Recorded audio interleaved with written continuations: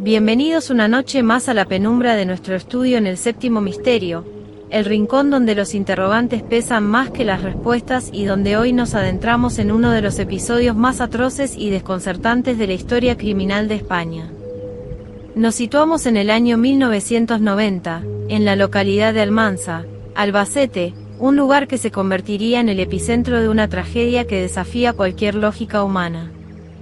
Lo que comenzó como un intento desesperado de purificación espiritual terminó en un ritual de violencia indescriptible, donde una niña de tan solo 11 años fue la víctima de un delirio compartido por quienes más debían protegerla. Hoy abrimos el expediente del exorcismo de Almansa, un descenso a los infiernos de la mente humana donde la superstición y el fanatismo se cobraron un precio que todavía hoy estremece a quienes conocen los detalles.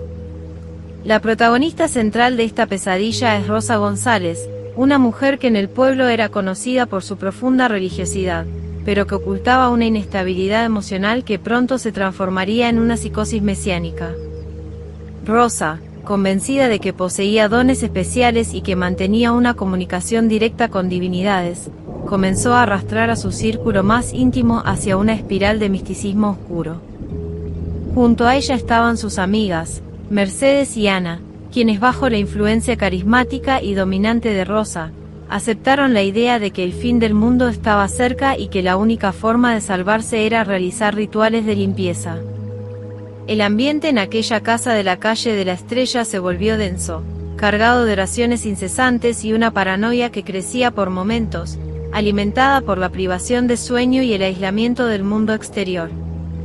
El delirio alcanzó su punto de ruptura cuando Rosa González se convenció de que su propia hija, Rosa María, de 11 años, estaba embarazada del demonio. Según su perturbada visión, la niña albergaba en su vientre una semilla maligna que daría luz al anticristo, y era su deber como madre y elegida, extraer ese mal para salvar a la humanidad. Lo que resulta más aterrador para los investigadores del séptimo misterio es cómo este delirio no fue cuestionado por las otras dos mujeres presentes. En lugar de eso, se sumaron a la creencia con un fervor ciego. En un estado de trance colectivo, las tres mujeres se encerraron en la habitación principal, decididas a llevar a cabo un ritual de expulsión que no tenía precedentes en la historia de los exorcismos conocidos. La noche del 5 al 6 de agosto de 1990, la casa de Almansa se convirtió en un escenario de horror absoluto. El ritual no consistió en oraciones o ritos eclesiásticos, sino en una violencia física brutal y primitiva. Las mujeres, en su desesperación por extraer al supuesto demonio, utilizaron sus propias manos para realizar una intervención quirúrgica improvisada y atroz sobre el cuerpo de la pequeña. La niña, víctima de una confusión y un dolor inimaginables, fue sometida a una agonía que duró horas mientras su madre y las otras dos mujeres gritaban consignas religiosas, convencidas de que los gritos de la niña no eran suyos, sino de la entidad maligna que intentaba resistirse a ser expulsada. Lo que diferencia el caso de Almansa de otros crímenes es la total ausencia de malicia criminal convencional. Las mujeres no buscaban matar a la niña, sino salvarla. En su estado de enajenación mental, creían que estaban presenciando un milagro y que la sangre derramada era necesaria para la purificación. La medicina forense describiría más tarde las lesiones como incompatibles con la vida, pero en el momento del ritual, Rosa González aseguraba ver luces celestiales y sentir la aprobación divina. Este fenómeno de euphoria trois, o locura compartida por tres personas, es uno de los estudios de caso más fascinantes y terroríficos de la psiquiatría forense española, demostrando cómo una mente dominante puede anular el juicio crítico de quienes la rodean. Cuando las autoridades llegaron a la vivienda tras ser alertadas por el escándalo, se encontraron con una escena que parecía sacada de una película de terror de serie B, pero con la crudeza de la realidad más sangrienta. Las mujeres no intentaron huir ni ocultar el cuerpo, al contrario, recibieron a la Guardia Civil con una calma inquietante, asegurando que la niña estaba descansando y que el ritual había sido un éxito. Rosa González, con la ropa aún manchada, hablaba de su hija como si hubiera sido liberada de una carga insoportable. Los agentes, acostumbrados a tratar con delincuencia común, quedaron traumatizados por la desconexión total con la realidad que mostraban las tres implicadas, quienes parecían habitar en una dimensión paralela de fe distorsionada.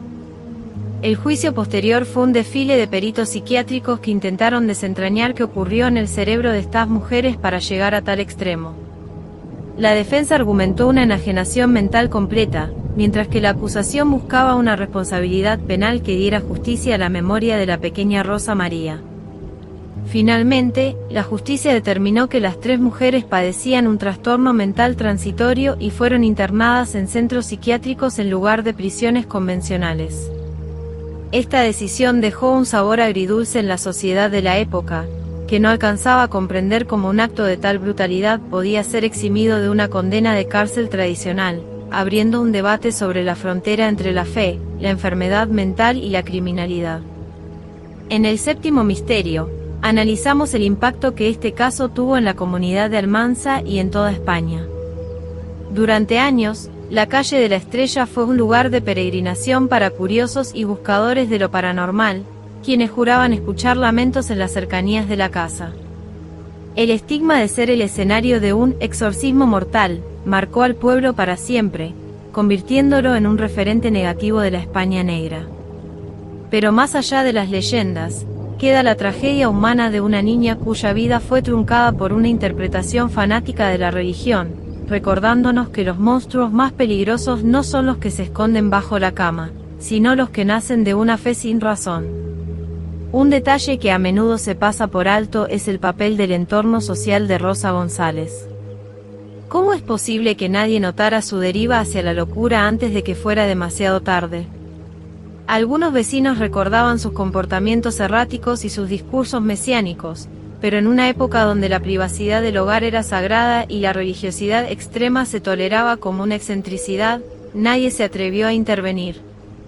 Este silencio colectivo fue, en última instancia, el cómplice silencioso que permitió que la psicosis de Rosa se alimentara hasta explotar de forma letal. El caso de Almansa es, por tanto, una llamada de atención sobre la importancia de la salud mental en nuestras comunidades. Desde una perspectiva paranormal, muchos se preguntan si existió una influencia externa real que precipitó los hechos. ¿Fue simplemente una patología psiquiátrica o hubo algún tipo de contaminación espiritual en esa vivienda? Los amantes del misterio señalan que Rosa González no tenía antecedentes de violencia y que su transformación fue demasiado rápida y extrema.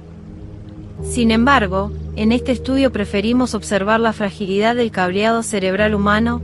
Bajo ciertas condiciones de estrés, aislamiento y sugestión, el cerebro es capaz de fabricar realidades alternativas tan sólidas como el suelo que pisamos, llevando a personas comunes a cometer actos que bajo cualquier otra circunstancia les parecerían abominables.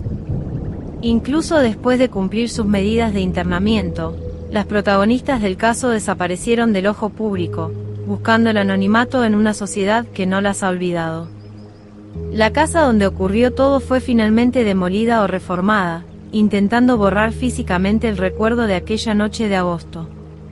Pero en la memoria colectiva, el exorcismo de Almansa sigue siendo una herida abierta, un recordatorio de que el fanatismo es una droga potente que puede anular el instinto más básico del ser humano, el amor de una madre por su hijo. Es un expediente que cerramos con respeto por la víctima, pero con la inquietud de saber que la mente humana sigue siendo el territorio más inexplorado y peligroso. Llegamos al final de este recorrido por los pasillos más oscuros de la crónica negra en el séptimo misterio. El caso de Almansa nos deja con una sensación de vacío y muchas preguntas sin respuesta sobre la naturaleza del mal y la locura.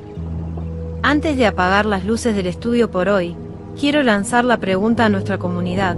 ¿Creen que casos como este son puramente psiquiátricos, o creen que el fanatismo religioso actúa como un catalizador que abre puertas a oscuridades que no podemos comprender?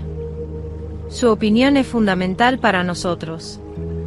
Dejen sus comentarios y compartan este episodio si creen que el conocimiento de estos casos nos ayuda a prevenir que la historia se repita. Muchas gracias por acompañarnos una noche más. Recuerden que la verdad suele esconderse en las sombras, pero aquí, en el séptimo misterio, siempre encenderemos una luz para buscarla. No olviden suscribirse y activar la campana de notificaciones para no perderse ninguno de nuestros próximos expedientes. Buenas noches, descansen si pueden, y mantengan siempre su juicio crítico a salvo de las sombras del fanatismo. Nos vemos en el próximo misterio.